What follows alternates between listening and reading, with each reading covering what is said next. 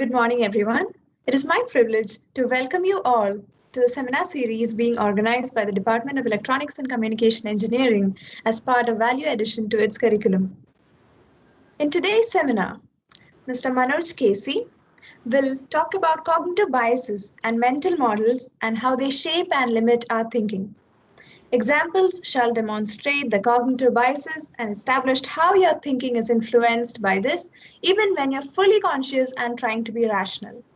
We can then explore what can be done about it and how to apply alternative approaches, at least when you're dealing with the decisions where stakes are high. Overall, the objective of the talk is to impart some awareness on the process of thinking and its influence on decision making. Hopefully, by being aware, we can take conscious steps to avoid the pitfalls of irrationality in actions. Now, over to Bharat. Mr. Manoj Case is an entrepreneurial-minded senior executive with expertise in building, growing, and improving the profitability, performance, and value of business.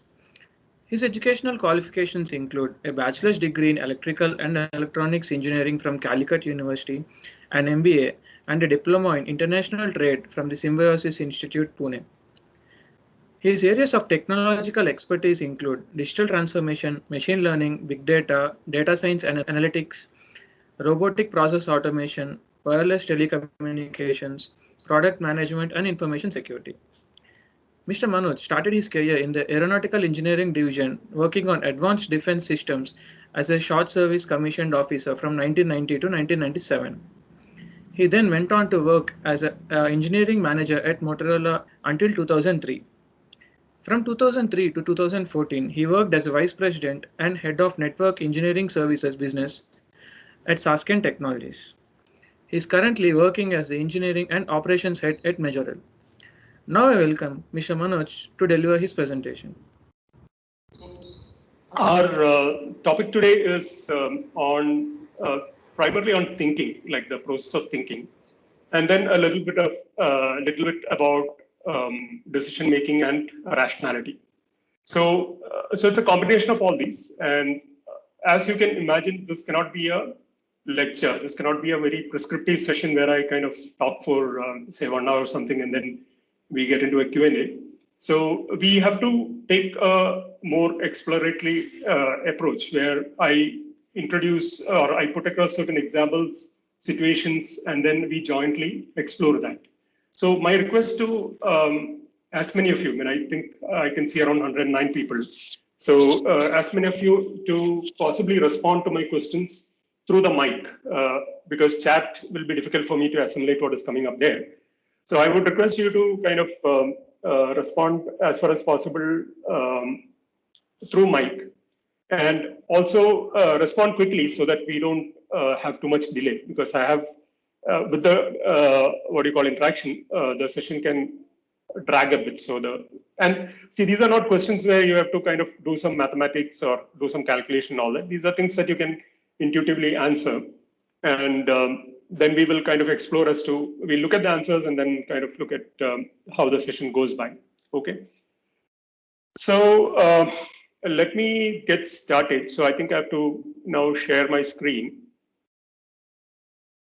So hope you guys can see my screen, right? Yeah, absolutely. Okay, cool.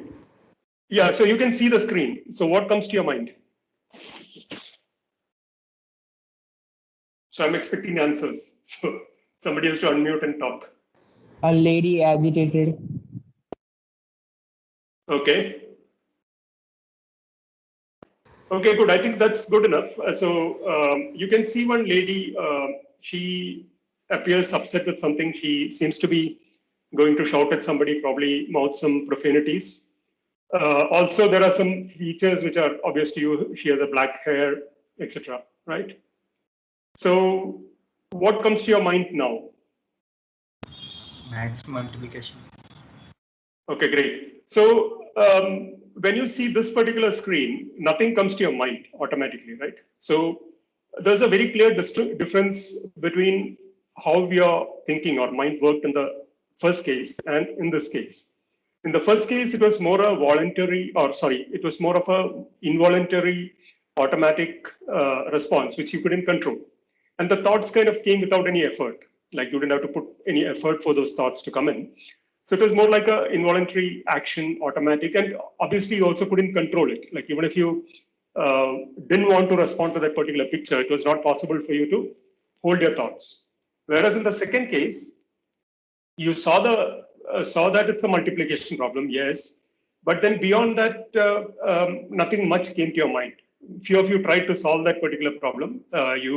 For doing that, you had to undergo a certain amount of strain, like you have to recall some multiplication tables, you had to like write something down, then carry forward. So you have to go through a process which would help you to solve this particular mathematical problem. And this is entirely voluntary. Like you had a control on what is happening to your thinking process when you saw this particular slide. So, so this particular difference is what I want you to keep in mind. And for convenience and for the ease of taking the rest of the session, let's label the first type of thinking as system 1 thinking, and what happened on this particular slide as system 2. Okay, so as we have seen from the these two slides, system 1 is more an automatic and quick thinking with no effort and no sense of voluntary control. Like you cannot actually control your system 1 thinking. And system 2 is associated with effortful mental process. Like it is voluntary. You have to make an effort. Like you can, like most of you probably did, you switched off. You didn't try to do the calculation. So it involves effort, and you have to make an attempt to solve it. So it's voluntary. So so that is the difference between what we would loosely name as system 1 and system 2 thinking. And just once again to kind of call out system 1 and system 2, there are no hard and fast kind of ways of thinking or something. It's just labeling the two responses to kind of make our discussion going forward easy, and also identify certain responses to system 1 and certain responses or response types to system 2. That's the reason why I've kind of labeled it that way. So yeah, now the next question, I would expect some answers. So what do you think is your normal way of thinking? Like when you're awake during the day, are you mostly on system 1 or on system 2? System 1. System 1, then? Or let me kind of add, I mean, do you think that you switch between system 1 and 2, and wherein, like if there is a need, you would kind of automatically recall system 2 and then take that mental effort and then do the calculation and then go back? Or is it, I mean, is it in your control, switching between system 1 and 2 and working through the day? What is your gut feel? Or in a very kind of more abstract form, do you consider yourself as rational beings, where you have a control of how you respond and how you think? Sometimes we will control, sir. Sometimes we not. Okay. So in general, what we kind of consider ourselves to be is that we consider ourselves to be in control, right? That's what we would like to think. Like like even when somebody is talking to us or when we are responding to a particular situation, we would like to believe that we are reasoning cells. Like we reason it out, we rationalize, and then make choices based on what we think is right. So I think, I mean, does this summarize what you think about yourself? The question was in general whether most of you, or at least a few of you, consider yourself to be in control, making like while making decisions, that you reason out, you rationalize, and then make a choice of what you do. So in general, we would like to believe that we are rational beings, right? That's what. So anyway, like let me move forward. So actually, this session is a little more easier, or far more easier when we are doing it face to face. But let's see how it goes. So in general, people like to think that they they kind of reason out and then make most of their decisions. So that's what people think. And so let's hold that particular thought there, okay? And let's see as to how, how it evolves. So next is, let me ask you a simple problem. You can, it's a very simple problem, and there's no need to do any calculation, but just give me an answer. But this I would expect that at least a few of you give me an answer, okay? So a bat and a ball costs 110 rupees. So if the bat costs 100 rupees more than the ball, what is the cost of the ball? 10. 10. Okay. Less Anyone than else? 10. No, yeah, you give me a whole number, no?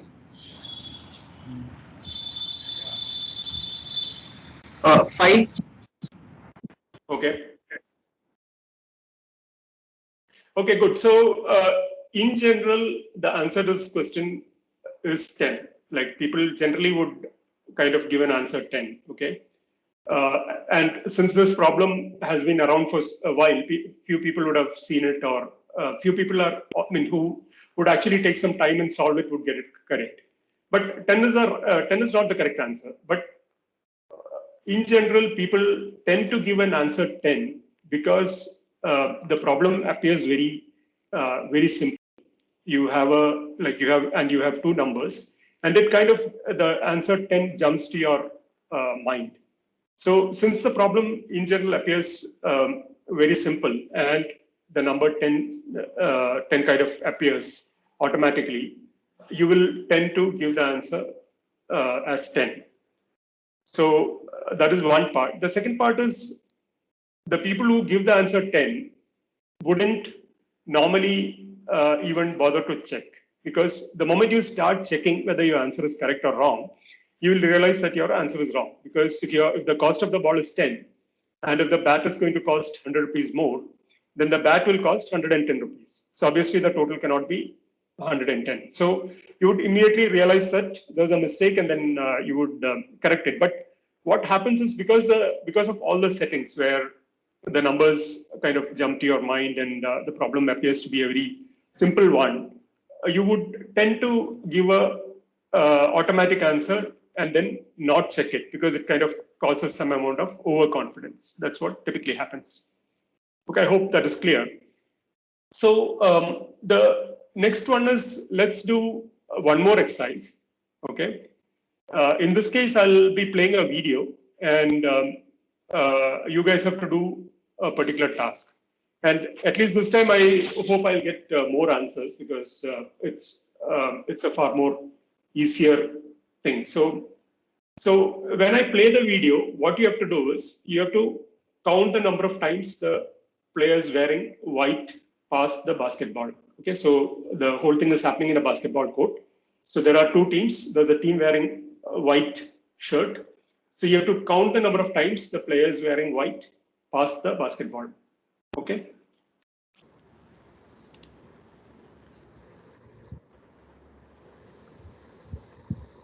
Count how many times the players wearing white pass the basketball.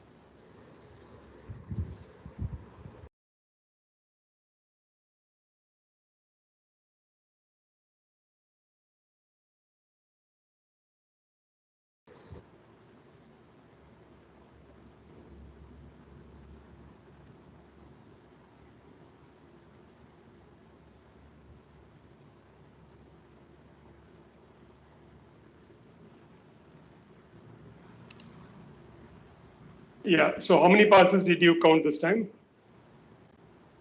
14, sir. Slightly more, around 14. 15. 15. 14? 15. 15? Any other answers? 15. Okay, so I think I got 14, 15 in that range. So the correct answer probably is around 15, if I'm not wrong.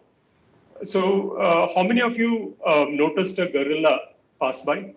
Or did a gorilla pass by, or did anyone notice a gorilla pass by? Yes, sir. Bharat, can you advance the video a little bit? Or you can actually play it back. I mean, you can pull it back and, or just stop it. Yeah. Just take it back and stop it. Yeah. So, I mean, I wanted people to kind of tell whether anyone observed a gorilla pass by. No, sir. No. Okay. Okay, fine. So, I mean, did it actually pass by? Any idea? Yeah. Yes, sir. Yes, sir. Yes, sir.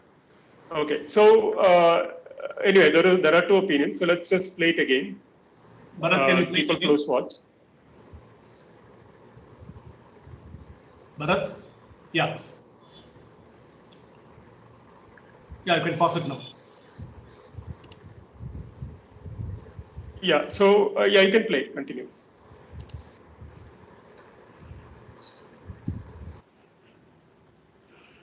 Yeah, and actually, you can close the video now. Yeah. So, I think I mean you can see my screen now, right? Yes, sir.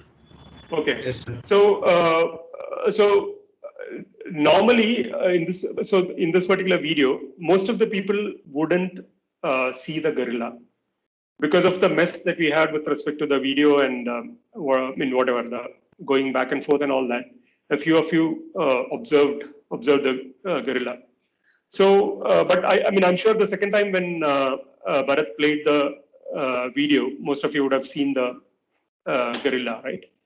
So, so this particular task is typically a typical system 2 task, wherein you are instructed to pay attention and you're instructed to kind of do a counting exercise where you have to count the number of times the players wearing white, which means that you have to ignore the other team, and then count the number of times they are passing the basketball. So what happens is even though your eyes are wide open and you're actually in fact staring at the screen, you would miss the thing that is happening right in front of your eyes. Okay, so what it means is also that when you are engrossed in a particular activity, it's quite likely that you might not see something that is happening right in front of you. And this is how system 2 task occupies our attention or energy. Okay, so this was just an example to demonstrate that it normally works well, but because of this connectivity issue, I think it didn't work well. So let me kind of also give you another example. Okay, so let's imagine, or rather, you list down a number of 4-digit numbers. Okay, so make a list of a few 4-digit numbers, and then you switch on a music in the background, wherein which is playing a steady rhythm of 1 beat per second. So play a music with a steady rhythm of 1 beat per second, and you skip 2 beats and then add 1 to each of the 4 digits of the 4-digit number. So for example, if you have written down 2573, then you add 1 to each of the digits, which will make it 3684. And do this one by one for the numbers by skipping 2 beats. Okay, so if you engage in this kind of activity, what you will, I mean, most of you cannot go more than say 4 or 5 4-digit numbers. By the time you will kind of lose focus, that's one thing. Second thing is, it will be very difficult for you to see anything else that is happening or pay attention to anything else, because it kind of completely occupies your attention and your cognitive resources. Okay, so if I were to draw a very crude analogy, system 2 is like electricity consumption. So your energy usage will vary depending on the device or the appliance you switch on. So when you turn on a bulb or when you turn on a LED bulb, probably it will take 10 watts or 8 watts or whatever.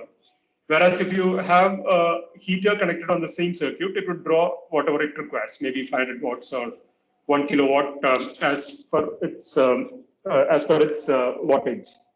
Okay, so similarly, when you're engaged in a system 2 or a mental task, the energy or your mental attention is kind of drawn in a similar way. I mean, I said it's a very crude analogy, but that's more or less how it works. And in the case of a overload, like in the case of say overload in an electric system, what would happen is the circuit would trip, and all the items which are connected on the circuit will lose the energy, or will actually go down. That's what happens in the case of a in the case of a electricity or electric circuit overload. However, in the case of a mental overload, where you have very tough mental tasks to perform, the response is significantly more precise. And what happens is the most important activities will receive the attention which it requires to complete that. And typically, only if there's spare capacity will it be allocated to the rest of the tasks. Okay. So, and this particular polling of what is important keeps happening on a very continuous and regular fashion. It's probably happening every, say, second or less than a second basis, where you kind of keep orienting your attention to what is the most important task, and allocating to that particular task the required energy to solve that particular problem. So only if there is spare capacity available, then only you will typically be able to take up any other tasks. So this is an extremely sophisticated allocation of attention. And this has been kind of tuned or honed over a very long evolutionary history. So the basic capability to orient and respond immediately to the gravest threat, or to the most suitable opportunity, is what kind of helped us in the evolutionary cycle, if you have to look at our past. Okay, and this is true for not just for humans, it is true for animals as well. Now, coming once again back to system 1 and system 2, both system 1 and system 2 are active, and system 1 runs automatically all the time, and system 2 is more or less in a standby mode. System 1 continuously generates suggestions for system 2 in the form of impressions, intuitions, intentions, and feelings. And if it is endorsed by system 2, the impressions and intuitions turn into beliefs, and impulses are converted into actions or voluntary actions. So when everything goes well, the system 2 will kind of take inputs from system 1, and it will keep learning.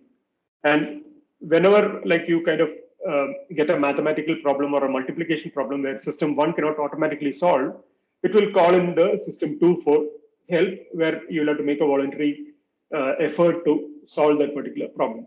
So this is in general how our mind works. Okay, it's a very crude way of putting it, but this is in general how our thinking process works. And similarly, all of us have a model of the world that we store in our minds. Okay, and this particular model is something that we have evolved based on our experience, based on the stories that we hear, based on the environment that we are brought up, etc.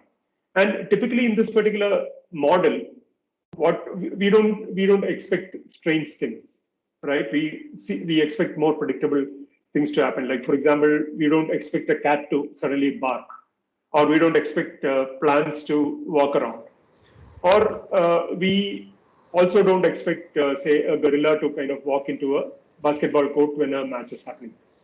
Yeah. So what I intended to say is that whenever such a surprising event happens, or something which is outside the normal happens, then your mind has to kind of orient itself to that particular event by expressing surprise. And then the next thing that happens is you also have to corroborate with any of the stories that you have stored, and then see whether it is matching with the story. And then it comes to a decision whether it is something that it has to understand and take in, or reject. Okay.